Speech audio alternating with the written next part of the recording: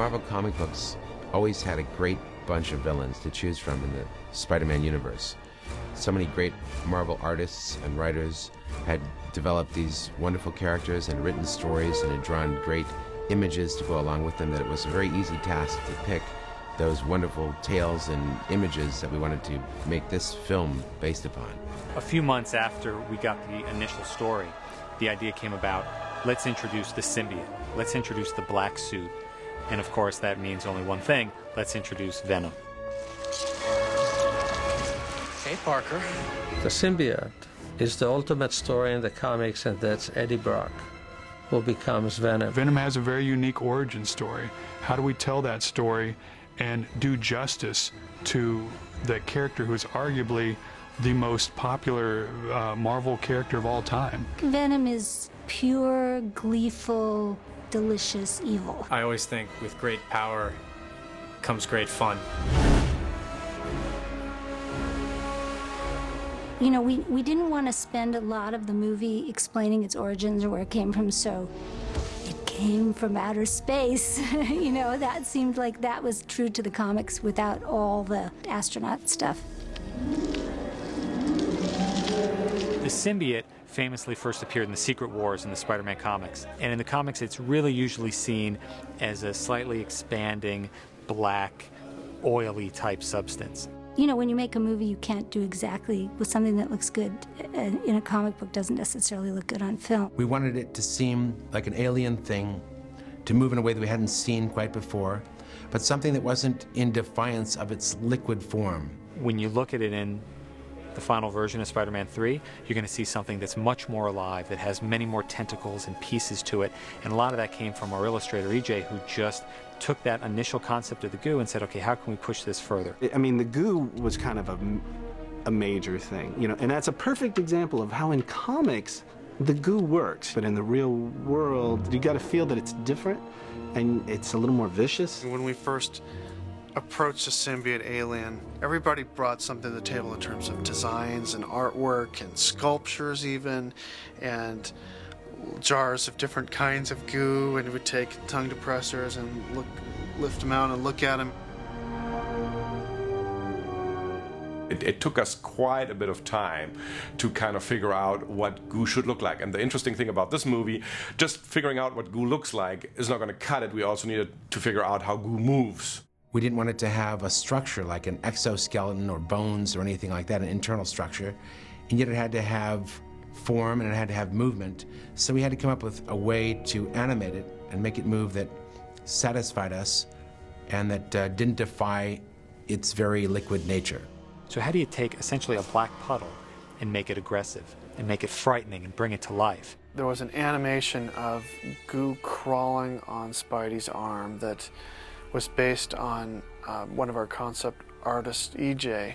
He came up with a really beautiful, intricate artwork, and the animators kind of took it to heart and really replicated almost by keyframe.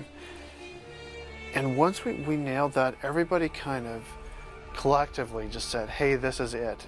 I think across the board, everybody found something in there that was menacing and predator-like enough, but not passive.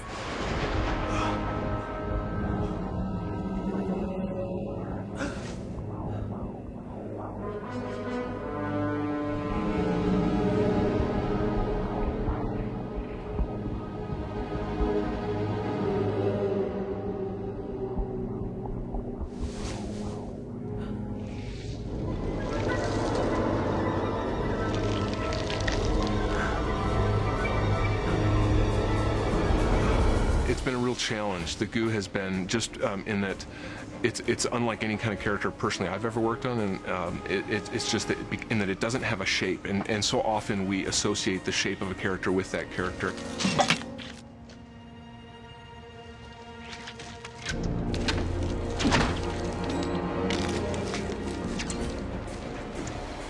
You know, we talk a lot about animals, you know, as far as like cobras, the way they kind of rear up and strike, or scorpion stings, or snakes, how they slither, and we looked at the animal kingdom, I think, a little bit there, and believe me, I think every one of the artists around here has a stack of comic books where we're constantly just on our own, just thumbing through and looking to like what the different artists throughout Marvel's history have done. Venom is a character that most excited us because it is a character that has its origins with Peter. When Peter puts this symbiote on, it begins to take on the imprint and the abilities of Spider-Man. Once it attaches itself to you, it enhances those kind of more negative or darker qualities of somebody's character. So yes, it's Spider-Man. He's our hero, but our hero now is being tested. That black substance is drawn to negativity. And I think when it senses Peter's darkness, his hatred for Flint Marko, his terrible sense of guilt, and his pride, it, like a beacon, brings the stuff toward him. Sam always saw it as kind of comparable to alcoholism or drug addiction or something, because the black suit gets on him and makes him feel powerful.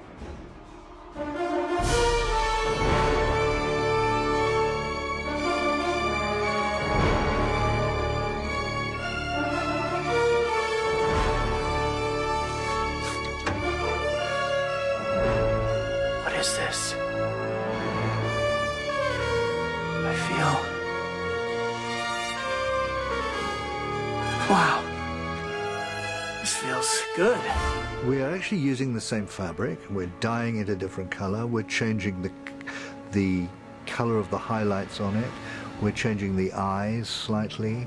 And we're coating it with a printed grid, which is printed in plastisol, which we're able to screen print onto the suit. And the grid system that you may be aware of from the first suit now is printed in a kind of black sheen. Black suited Spidey is much more aggressive, and he's much stronger, and he's more brutal. We tried to convey that part of his personality in the motion by having him move a little quicker here and there, hunch his shoulders a little bit more. So this is what we call animation sweatbox, and all of the animators gather in here and we talk about our shots. And right now we're looking at one of the shots from Peter Giliberti. You know, we still want to show the twist. So this moment where he's pulling on the web is a really good moment to initiate that turn, I think. I can make that more forceful, I guess, by speeding it up and twirling him a little bit faster. That would be great, yeah. And then we can kick the legs out straighter, too. There's a bunch of shots in the subway sequence when he's fighting with Flint Marko where he'll do things in a sort of a rougher way. Peter just starts out and ends up railroading over the top of him with his newfound powers. And railroading being kind of appropriate because they're fighting between trains. They're falling about 300 feet through the air between train tracks, and all the time Peter is unleashing for the death of his uncle. When he finally has to make a decision to get rid of it, it's hard for him.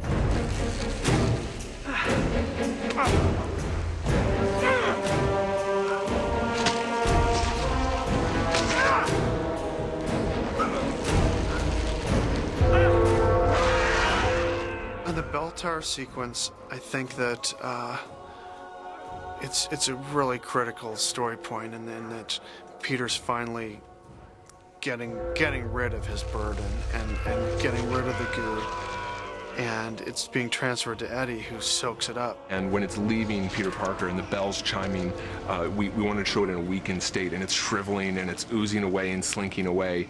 And the shots at the end where it's actually Topher found a new host, it gets revitalized and it's attacking and its energy's back, and we tried to give it a little more aggression as it's found its new body.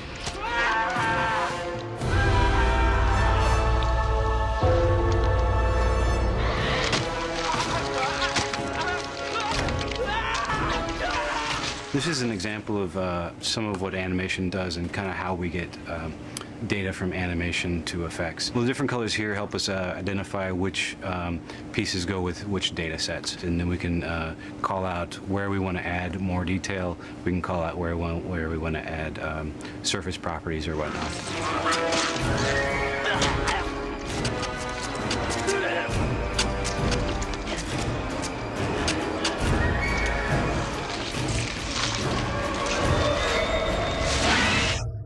There's a little bit of a cheat. Of course, Topher Grace did not actually swallow the camera when they shot this on set.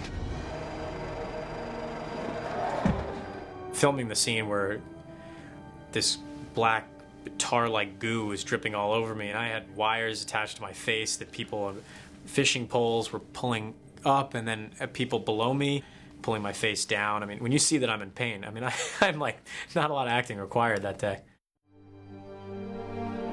We had asked Topher Grace to come in and talk about the role, and he was what was written.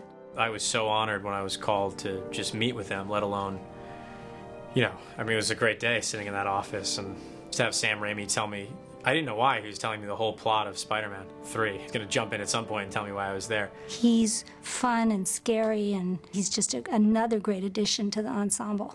The reason we go with Venom, because we show you what happens if the symbiote gets attached to someone that is truly evil, that doesn't have the character of Peter. Venom basically has similar strengths as Spider-Man, but just stronger, more agile, more vicious. It's a little bit, anything you can do, I can do better. Well, just like Sandman appears in so many different forms in the movie, our Venom also kind of has these different phases of him too. I just got this image in my mind of, you know, these things just, you know, literally pulling his eyes open. And so those drawings really sparked a resonance in Sam. Then led to the idea, okay, well, how is this guy constructed? What Sam still wanted was Eddie Brock inside that suit. He didn't, you know, he wants his actor. My specialty is to really ground a design or an illustration in something that could work in the real world. You have seams, you have things that need to be covered, and the webbing just kind of came out, and then it became this whole thing. Oh yeah, this could be, you know, what if the webbing was very vicious? What if it looked like it was gripping him? What if you really felt the pain of this thing on him? It becomes very much almost an organic structural element within the suit.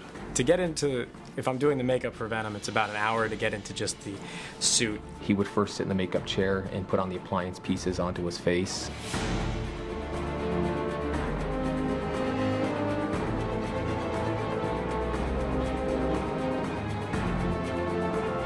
It was a 4-hour process.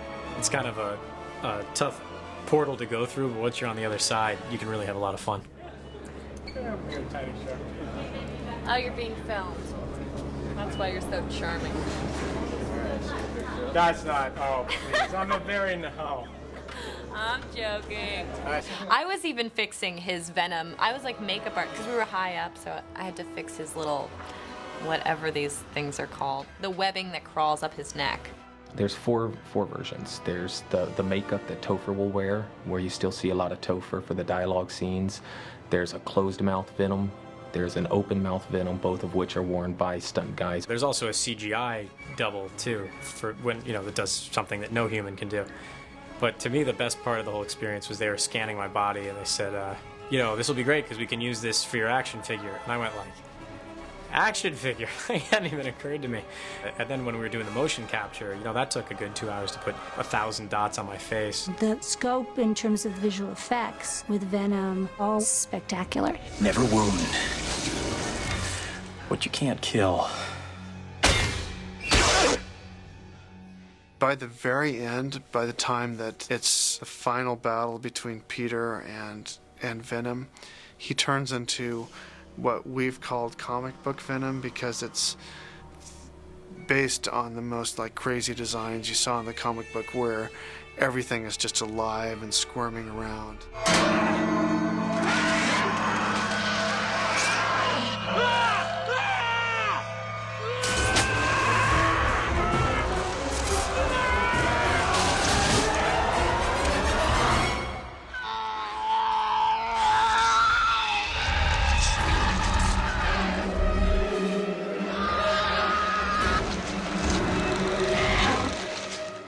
an effect extravaganza, basically.